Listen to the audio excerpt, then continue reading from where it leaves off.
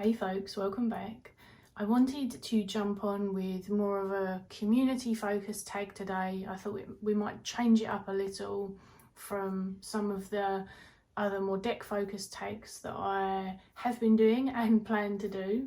I really like these chatty ones, but of course, because I don't presently film my face on YouTube, I figured I would show you my altar. I'm going to light a few of my candles, pull a couple of cards for myself as I'm talking, and just fiddle around. You don't really need to watch the video, but if you want to, then you've got something to nose at while we're talking.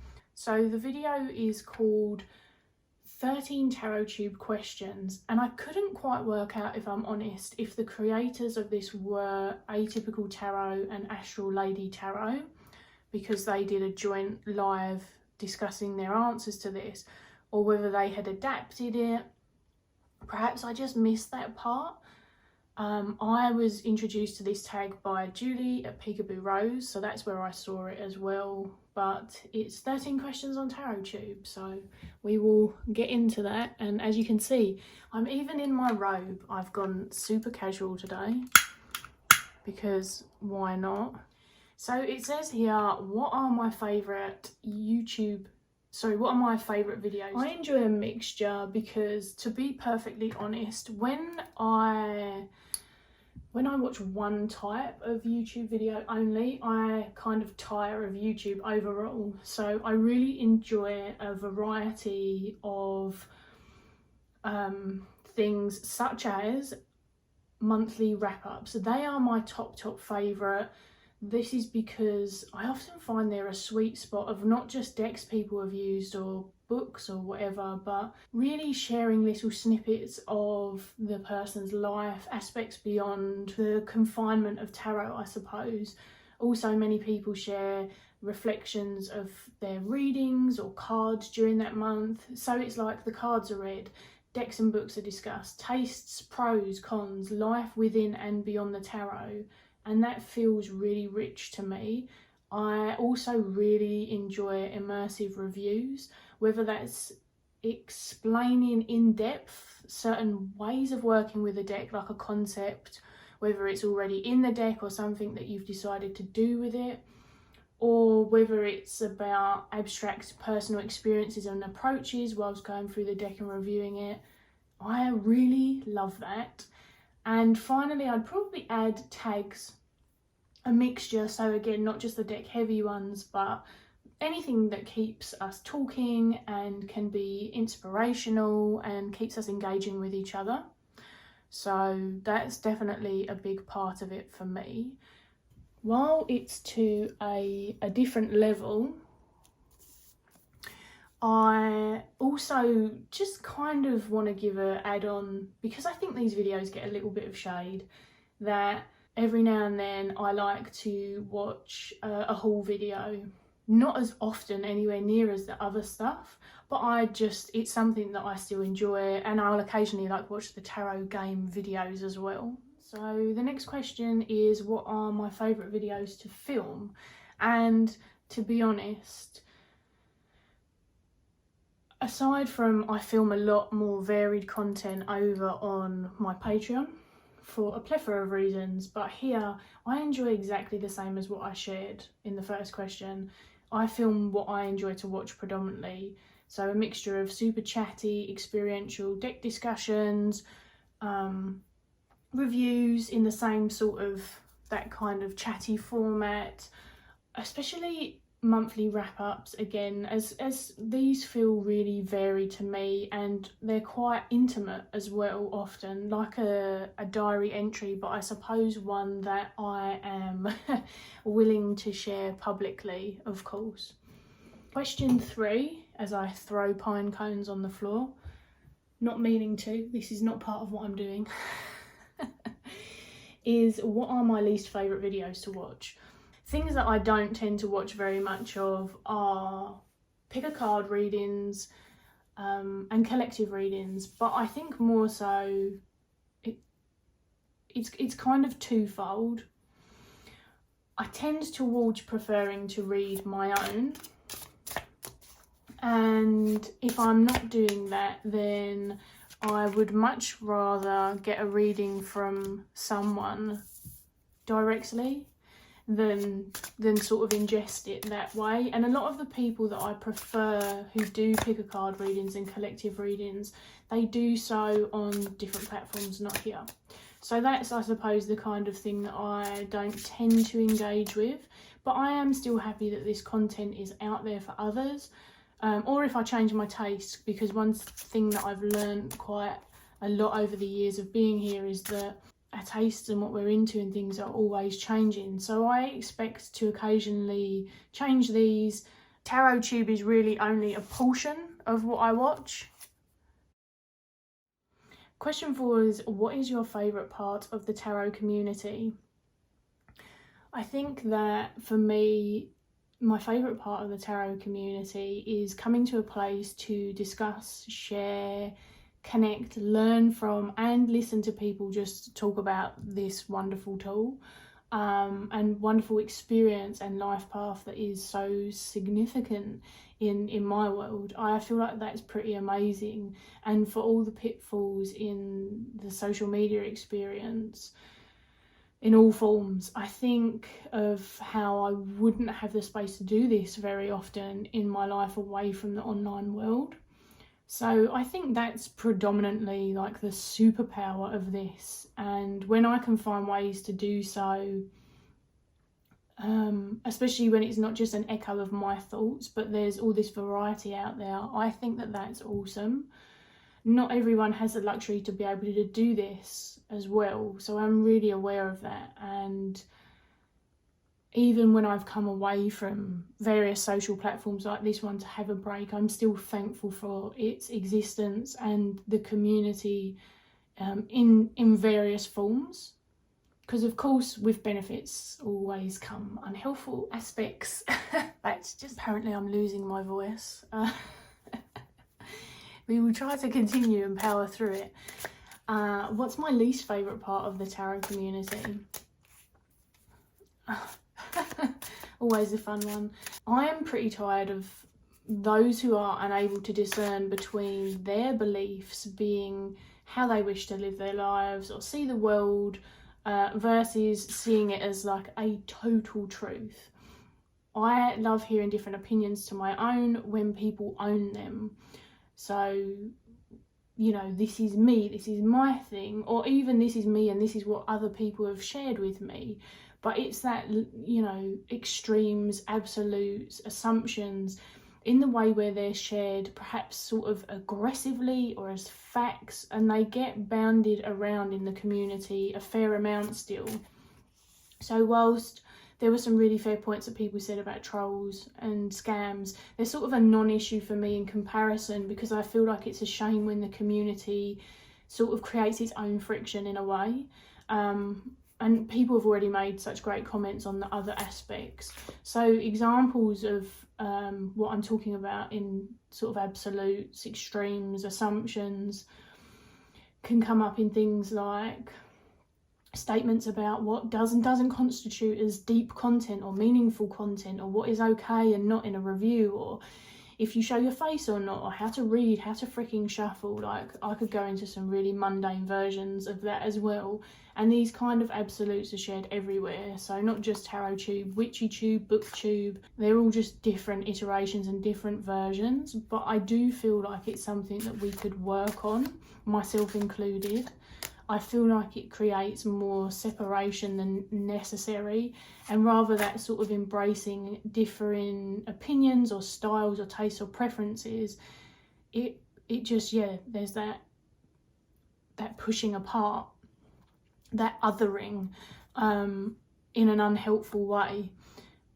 And I just feel like learning to navigate, embrace or move with the polarities, the differences, the spectrums is a part of life. So if we're not practicing here, are we practicing it in our other communities? Because this might not be a community in the same instance, but it's certainly a community in, you know, in a sense. It might not be reflective of your others either, or how you show up in them. but there's some, for me, key foundational things that I hope that we do in all of ours. I don't know. I'll show you the cards I pulled whilst I do the next question. What motivated you to start a channel? I don't remember entirely the thought process anymore, but when I think about it, I know that at one point I felt like I had decks that people wanted to see. I also had a feeling like I had something to share and wanting to be involved after being really inspired by other tarot tubers and imagining what it would be like to fully engage and participate with others, sort of building upon those connections and community sense further. Also, to be perfectly honest, I thought it would be fun. So kind of a mixture of those, I think. If anyone's curious, by the way, this is the Trionifi della Aqueductical Illustrated Pips. Has the longest name ever, and this is the Memento Mori. Nice and easy. I love these two together. It's really funny talking about the community and the pros and the cons, and basically how our devil aspects can show up in what we do online, because it's the good, the bad, the ugly. I think whether we like it or not, whether you edit your stuff or not, stuff still shows up. And then the beautiful community aspects of it. It's like the two sides of a coin. And nettle as well can be both such a harsh experience if you don't handle it in the correct way, or you don't have the right things to deal with the response. Also nettle tea and stuff. I like nettle tea. I'm not saying I love the flavour, but in terms of benefits. Just a little add-on because I pulled them, so I might as well discuss them. So the next question is, what most inspires you on YouTube? I am assuming this is, like I said, still within the tarot community, because I will say that many of my inspirations on YouTube are not a part of this particular community at all. But when I think about inspiration, who or what inspires me changes all the time too, just because of where I'm at before even considering where they are or what they're doing and offering. So it's as much as how, what and when they're doing it as who it is. And this could change from week to week or month to month. That's a big part of it for me. So most recently, one of the people that stood out and was inspiring me quite a bit was Lennon Smith, which I've spoken about before. She was really inspiring me into various conversations and thoughts, discussing various topics in deck world, but just in a different way, you know, like the strange or weird deck exploration as an example. So I spoke about the Hyde Tarot. I can't remember what I called that deck, but that title of the video, but the Hyde Tarot is in there. I think one of the other things is I'm just inspired by people doing their thing organically, while not saying their way is the only way. They're unapologetically them, but without being a dick. Another person who I feel embodies this wonderfully is Julie of Peekaboo Rose. So shout out to Lennon and Julie. Number 8 is the number one thing I would change about the YouTube tarot community. I mean, I'm just going to go back to owning our own approaches, feelings, beliefs, to the point not where we're apologetic or quiet about them, just where it doesn't need to be that we're shitting on others. So critique is realms away from just being a dick. Number 9 is advice to new people starting a channel.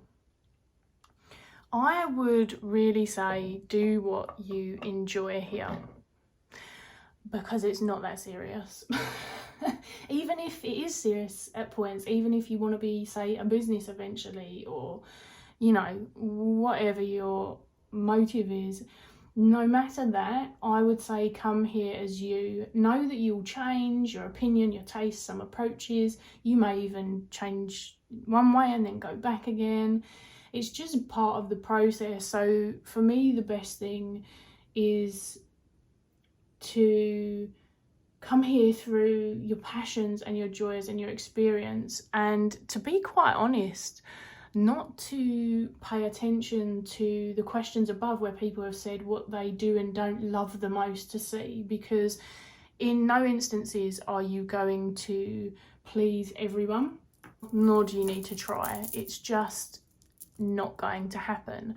And so for that reason alone, I think that following what you enjoy and being quite fluid with that is going to really benefit. The next question is, what do I like about YouTube as a whole? Which is interesting. And yes, I am putting my little badger toy with my badger.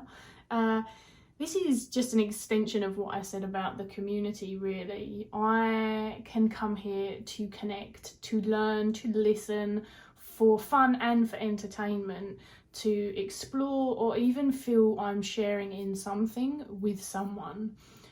It's like a more connective TV experience almost. Instead of these unreachable celebrities that I have no interest in, there are opportunities to connect with the people. Not everyone, of course, I would add, and again, accessibility is still a huge facet of this, and not everything is represented on YouTube either. But for the bits that are, I enjoy it for those particular reasons. Next is question 11. What deck or divination tool do I use but not show online?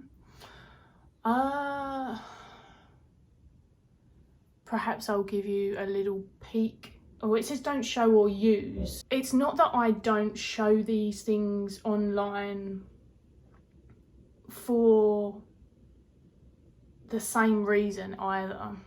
So if we go up, you can see here I have got my gorgeous pendulum, which is peacock feathers, and I can't remember if it's got some citrine in it. I think it has, and then it's got gold flake. It's got a little fairy character on the other end. It is a very fae infused pendulum that I was gifted by my dear friend Tamara of Nightshade Tarot. I also have my spirit board, which you can see here as well. That is an absolute beauty. It does come down from now. It doesn't just stay there all the time. And then there are my dice as well. So these are 3 things that and these are glorious, by the by. Look at them, they're all blood red. They're from my dear friend Logan. These are all things that I use for divination, but they get minimal use. Some of the reasons that I don't share them publicly is because it just doesn't feel like I would do so publicly on any forum or in any format. Others because it's just something that never comes up. It's something I do less. I'm far less familiar with the pendulum still. That's just something I'm feeling out. The dice I just use far less. The only other thing was the runes, but I've started talking about and sharing them publicly now. So there's just a few things to give you a bit of an idea. But yes, I'm obsessed with these. I am hoping to get some dominoes for divination soon. Question 12 is, what is a deck you want but won't buy because you don't support the creator or publisher? I'm very out of the loop nowadays because I simply don't actually buy that many. So what I will say is, of course, I try to be mindful and look into things, but it's not something that comes up too much in my world in terms of I'm actively not supporting those people because of that, because most of the time I find I wasn't looking at their decks or interested in them in the first place, which I suppose I'm very fortunate with thus far. Of course, things come out at a later date, and that is then something you have to move through in a completely different capacity, but that's not what we're talking about here. But what I would say is, of course, that is something I'm mindful of. I have been alerted over the years, especially recently, to creators who are hounding reviewers for very respectful opinions, and also it's their prerogative to review.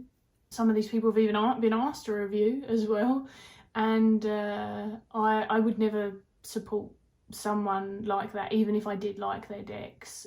So, you know, if someone is being a dick to the community, if they are putting harmful shit into the world, either through their deck or their mouth, I'm not into supporting them. So whilst I cannot be bothered to name names because none of it is specific to, I hadn't wanted those things anyway, there is definitely a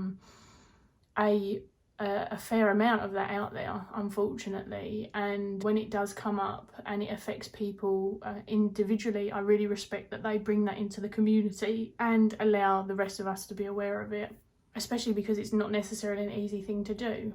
And question 13, finally, what is your most memorable experience being a part of Tarot Tube? And what I would say by this is these are all like moments that stand out a little bit more on a timeline, you know, not just one grand moment. That's not how my experience of Tarot Tube has been anyway, one grand moment that's like bang. But I was really excited when I was welcomed into the community initially. Back then it felt especially supportive and chatty. I loved that. I was really excited when I got to my first 1K, not because of numbers so much, but just more what it represented in terms of people were enjoying what I was putting out there. People were commenting. Also, I really loved being on Julie's channel, so Peekaboo Rose. I was interviewed on there and it meant that I could show my face for a change, which was really fun. I loved engaging. I'm really into the interviews or showing up on other people's channels actually, and it's just not something that I've done except from on Julie's, but it's certainly something that interests me and that I am open to and enjoy. And I think aside from that, other memorable moments are when I really get into that back and forth discussional videos with people. Also, the first time an indie deck creator reached out to me and said they'd been watching my YouTube content and was I interested in a deck. It's not actually something I do a lot of, but the first time it happens, it's exciting. The first time someone you admire, they come onto your channel and they pop a comment up and say, I've really been enjoying engaging with your content or watching your content. So yeah, no one standout moment, but certainly a plethora of just beautiful, poignant moments. And I think that's it. That's me done. That's my version of doing something quickly as well. So there you have it. Thank you to Julie for introducing me to this tag. Thank you to Atypical Tarot and Astral Lady Tarot. And if I have not mentioned the origin of the tag and it doesn't happen to be them, I'm very sorry, and I will rectify that in the bio if I later find out. But other than that, thanks for hanging out and I will see you all again soon. Bye.